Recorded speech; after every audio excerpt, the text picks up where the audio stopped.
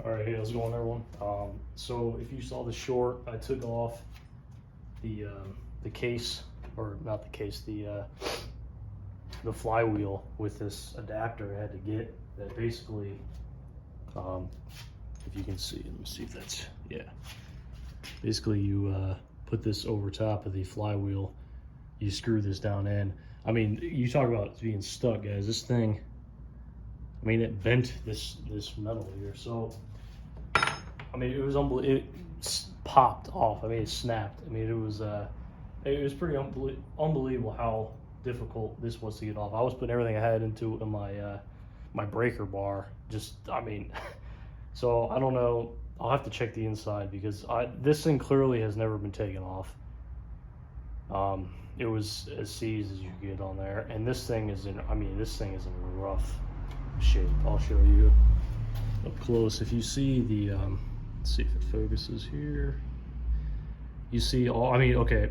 In full disclosure, I broke that one, and I broke that one trying to get it off. Originally, I was being dumb and I didn't put what you see string in the piston to stop it. So, but before that, you see every one of these teeth, if you want to call them that, is marred, and they have chips on each one to the point where some of them, I mean, look at that one, look at that, how worn down that one is specifically, and that one, the end of it there. So that leads me to believe that something has gotten inside this at some point and taken these off, and they're incredibly sharp. I mean, each of these are like individual knife blades.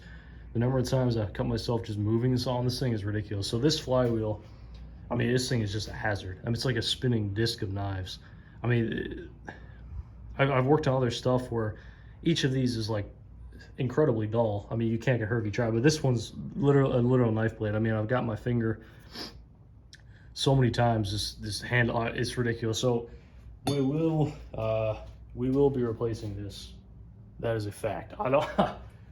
So that's that aside. I mean, you look at it and there's not any rust on it, but like, I don't know. This thing has never been open probably, and something got in here and rattled. And I mean, you can just see some of these are just look like they've been filed down like a fraction of a centimeter. I mean, it's pretty incredible. So I don't know what in the world happened to this saw.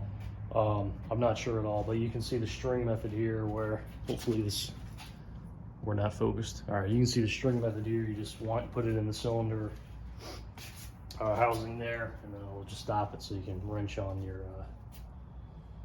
adapter there. But learned something. I forgot. I was being dumb. I didn't do that string originally. I was like, oh, how hard can this be to take off? So I just wedged my screwdriver in there, and apparently that is not the way to go. Learn that. So we will note that for the future, 100%.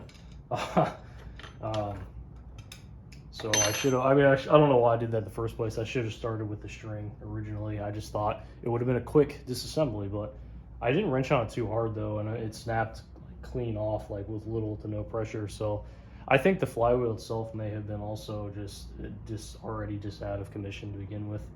Let me show you guys further. So this is what we got. I have it just mounted on my vise. This is the inside of the case. We're going to take these bolts out and try to get the rest of this bottom end out of here. So we'll see what kind of condition that's in. Again, guys, I ran this saw. It ran, but it didn't idle. So you always had to keep some throttle on there, or it would just die immediately. It had a couple oil leaks. I don't know if the auto oiler is working. It seemed like it was. The manual push button is for sure. I don't know what the gas. It was getting gas. It might just need to be a carb tune. The carburetor is probably.